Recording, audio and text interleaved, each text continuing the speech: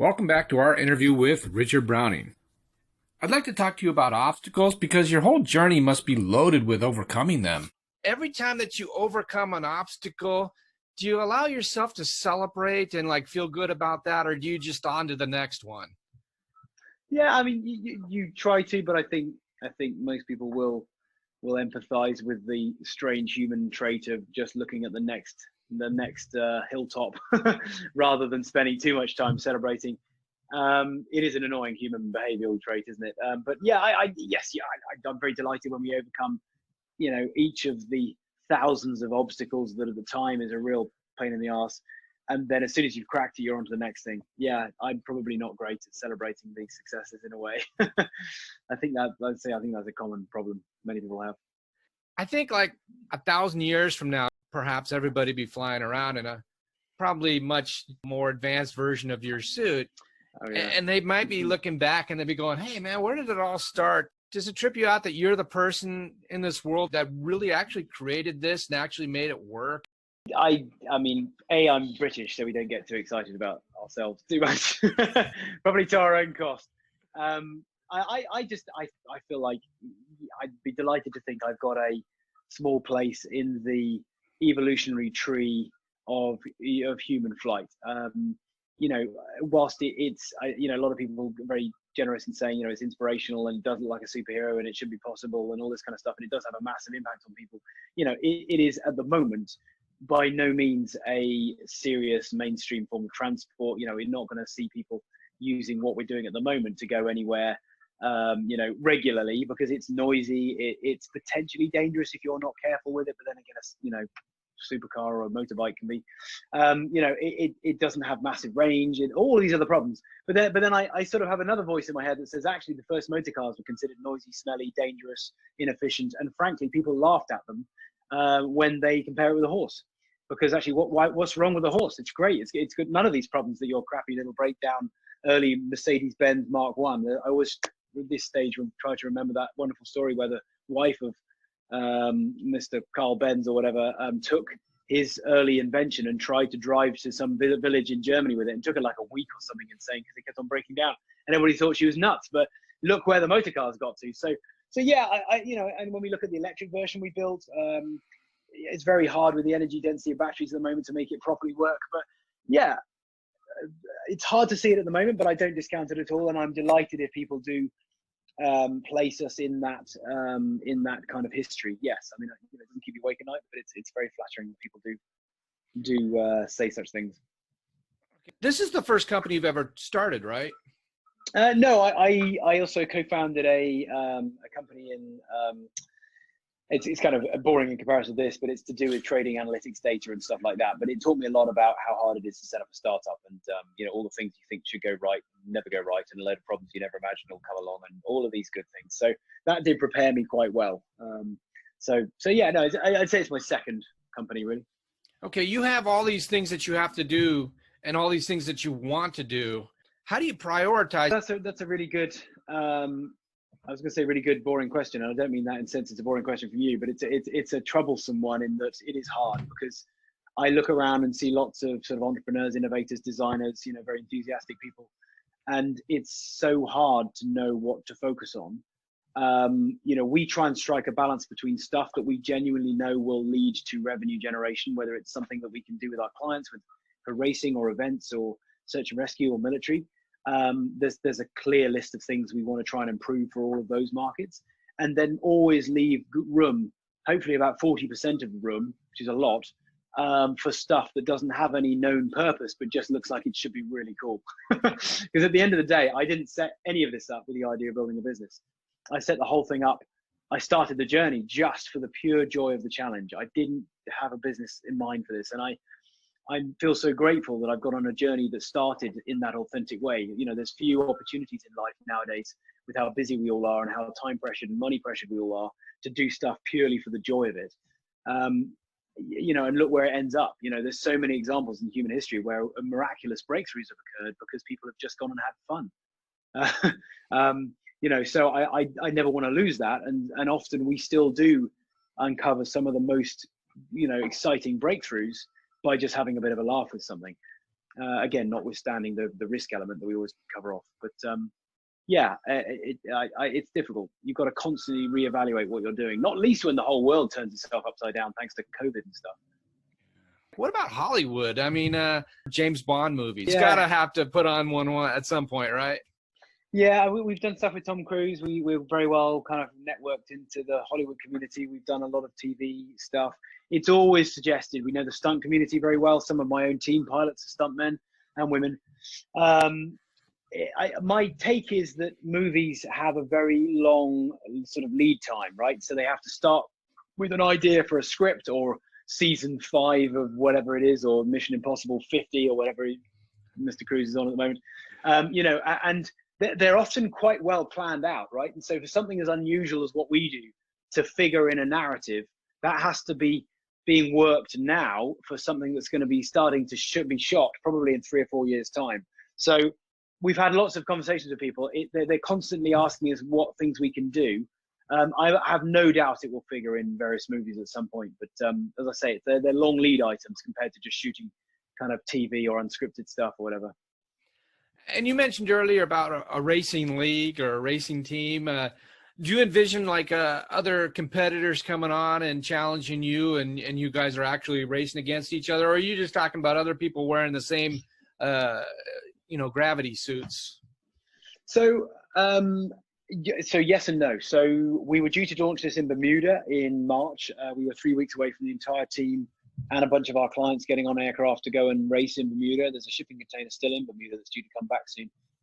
So thanks to COVID, that hasn't happened. However, we are going to start shooting the series or elements of it in the UK and just get on with it, because it's frankly so much fun when you actually go and fly it. And we firmly believe it can be an amazing kind of new venture in visceral, almost Marvel-esque, entertainment that will be very, media friendly, as in social media friendly. So if you imagine the Red Bull Air Race around pylons, imagine that in a smaller format, because you're not doing 200 miles an hour, 500 feet in the air. And imagine doing that always over water to keep it safe, and doing it in lakes, rivers, seafronts all over the world. And we will, a bit like Formula One or IndyCar, NASCAR, we will have to have a series of rules which keep the equipment relatively the same, because otherwise, it just doesn't become competitive. But we're going to have a mixture of our own team pilots, some of our clients, and even some of the sort of celebrity folks that we've also trained, people like Bear and stuff.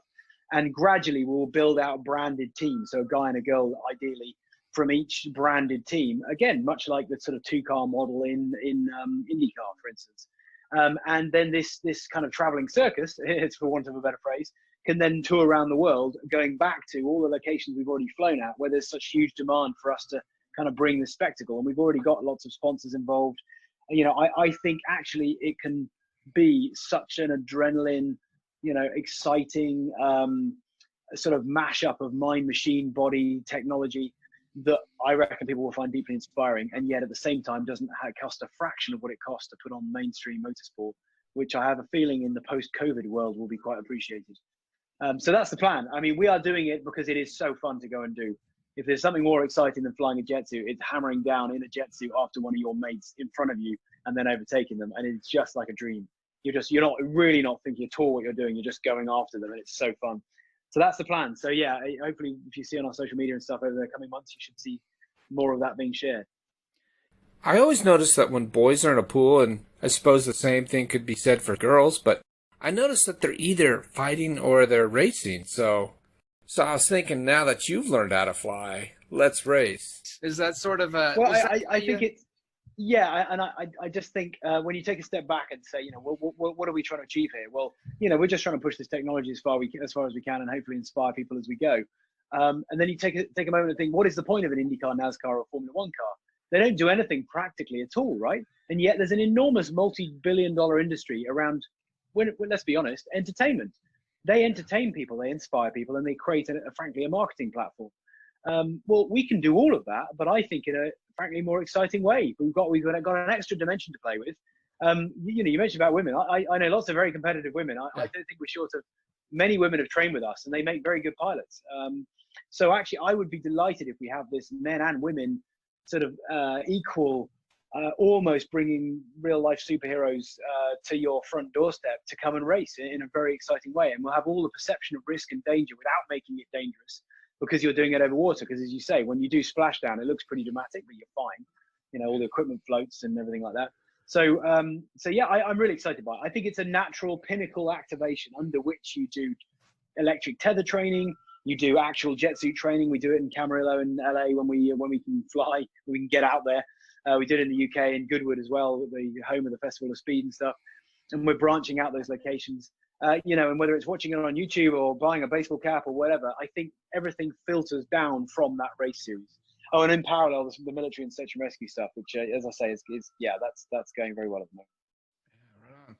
I interviewed a fellow inventor, Ryan Diaz, and he invented the Wolf Watcher 360. You attach it to your hose, and it makes it easier and more fun to watch your dog. And I can imagine him doing a presentation like at the elementary school. I'm thinking most kids love dogs, and I think it'd be a day they'd remember forever. And I've seen photos of you flying to the elementary school, and the kids, I can tell they're going bananas. Maybe some of the kids who saw you that day will be inspired to invent, but when I was a kid, I was never told like inventing was a potential career move. Do you think it'd be good if more inventors went to schools to share their inventions with young children? Do you think that would be a good idea? Yeah, you know, STEM and trying to inspire kids is a big part of what we try and do. You know, and I have to say, when we get the opportunities and when we've got the time, flying into a school and talking to kids about, you know, our journey, which is all about falling over and, you know, a pretty safe way, but lots of falling over clips and stuff, and they love it. I'd be delighted if some kids, and we, you know, take some inspiration from what we've done. You're right that the world, even of engineering, let alone actual, you know, being an inventor, is associated with, you know, slightly crazy, you know, mad professor, Back to the Future. You know, that what's the mad professor guy in Back to the Future? Yeah, that kind of image. And it's a shame because you know, most of what we have around us is thanks to people who've taken those leaps. I would say that a lot of invention nowadays goes on, you know, in cyberspace, you know, in coding. So that shouldn't be disregarded. But yeah, if we can be guilty of inspiring you know, a generation of kids, then I'm delighted. Right on. I just wanted to finish up by asking if somebody out there who's listening, somebody just comes up to you and they don't know anything about inventing, and they got an idea for an invention, and they say, Richard, I got this idea. What advice would you give them? Yeah, it is difficult. I think that the most solid piece of advice is try and get off that piece of paper. So it's easy to sketch ideas and then just push that piece of paper away and get on with your life. If you can try and start to build a track record in your own mind of turning ideas into at least something. So in my mind, it was like getting an aluminium tube, sticking my arm in it, and working out that I could actually use that as an engine mount to start to feel what it would be like to have an engine on your arm. You know, I kind of could guess, but I didn't know whether the gyroscopic effect would make it impossible, or, you know, you've got to get off first base. You've got to start to make your ideas and your concepts tangible. And even if many of them never go anywhere, because that's, you know, guess what? That's what it's like. You've got to start building a track record of self-belief that you do go and pursue things. You're not just one of these people who just has a million ideas and never pursues them. You know, you've got to get used to trying stuff. Get used to failing, but fail in a way you can get back up again. Don't throw all your money or time at one thing and find it, you know, it doesn't work, because that's, again, probably very likely. It's building that behavior set, I think, that allows you to rapidly explore ideas, try and get some meaningful outcome, and then move on either with the idea or the next thing. I think that's probably the best advice I can give.